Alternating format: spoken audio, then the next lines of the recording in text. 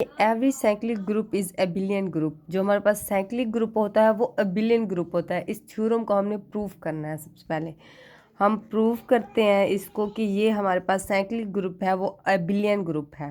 ठीक है, अब लेट हम करते हैं जी हमारे पास जी बी आ साइक्लिक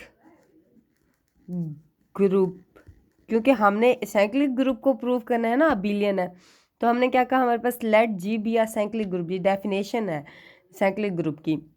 मैंने लेट कर लिया कि हमारे पास जी जो है वो साइक्लिक ग्रुप है। फिर हमने कहा कि हमने फिर उसके बाद कहा कि जनरेटेड बाय ए, क्योंकि साइक्लिक ग्रुप में भी आप डेफिनेशन पढ़ें तो उसमें उसने लिखा है कि हमारे पास जो साइक्लिक ग्रुप है वो जनरेट करता है हमें ए। ठीक है, हमारे पास वो जनरेट करता है ए। देन फिर हम कहते हैं every element of G is some power, उसकी कोई पावर है वो ए के है।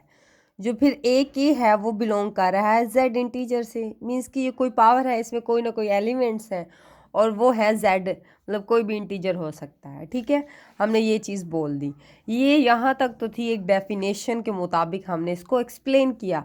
अब हम इसको कैसे लिखते हैं कि ए बिलोंग्स टू जेड। ये हम इसको इस सेट में भी लिख सकते हैं। इस डेफिनेशन को हमने ये एक छोटे से उसमें लिख दिया। ठीक है जी, क्योंकि साइक्लिक है तो हमारे पास ये चीज़ आ गई। अब हम क्या करते हैं, हमने प्रूव करना है ये एबिलियन है, तो हमने कह दिया कि लेट एक्स एंड वाई जो है वो बिलोंग कर रहा है जी से। हमने कोई एलिमेंट लिए, हमने कहा ये भी बिलोंग कर रहे हैं जी से। देन हमने कहा कि हमारे पास एक्स जो है वो एन है, एम है, सॉरी, जो वाई है वो एन है। आपकी मर्जी, ये नंबर्स एम दें आप, वो आप पे डिपेंड करता है, इसमें कोई बड़ी बात नहीं है। फिर हमने कहा कि एन एंड एम, या एम लिख दें या एन पहले लिख दें, ये बिलोंग कर रहा है जेड इंटीजर से। मीन्स कि हमारे पास ये जेड इंटीजर, जो आपको पता है जेड इंटीजर कौन से होते हैं, 0 1 -2, ये सारे इंटीजर्स से बिलोंग कर रहा है। ठीक है, हमने ये कहा। ठीक है, अब हमने प्रूफ करना होता है कि हमारे पास एबिलियन जो एक्स वाई होता है, आपको पता है कि X Y and is equal to Y X जो इक्वल हो जाएंगे तो मीन्स कि ये हमारे पास एबिलियन ग्रुप हो जाता है। ये हमारे पास कमोकेटिव की प्रॉपर्टी होती है ना, आपको पता है, जहरी बात है। हमने एबिलियन ग्रुप प्रूफ करना है तो हमने कमोकेटिव की प्रॉपर्टी को होल्ड करवाना है। अब आप देखिए हमारे पास एक्स क्या है, हमारे पास हमने यही, हाँ, एक्स हमारे पास एम है। मैंने कहा कि एक्स हमारे पास एम है और वाई क्या है, हमारे पास एन है। ठीक है, फिर बेसिस सेम है। मैं अभी इसको नहीं हल कर रही, अभी सिर्फ इसको हल कर रही हूँ। बेसिस सेम है तो हमने क्या किया कि हम बेसिस सेम होती हैं तो ये ऐड हो जाती हैं, हमने इनको ऐड कर लिया।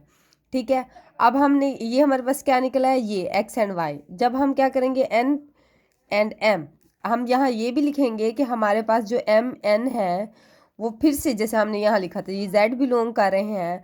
सो फिर हम कह रहे हैं कि हमारे पास जो वो है जेड जो है वो एबिलियन ग्रुप है अंडर एडिशन, क्योंकि एडिशन की प्रॉपर्टी आ रही है ना यहाँ पे। तो हमने कहा कि ये जब आएंगे तो ये n प्लस m हो जाएंगे ना, तो ये मीन्स कि ये दोनों इक्वल है एक दूसरे के। क्या ये हमारे पास इक्वल है, तो हमारे पास ये चीज़ प्रूव हो गई कि x एंड y और y ओवर x हमारे पास सेम है। तो हिंस ये हमारे पास एबिलियन ग्रुप प्रूफ हो चुका है।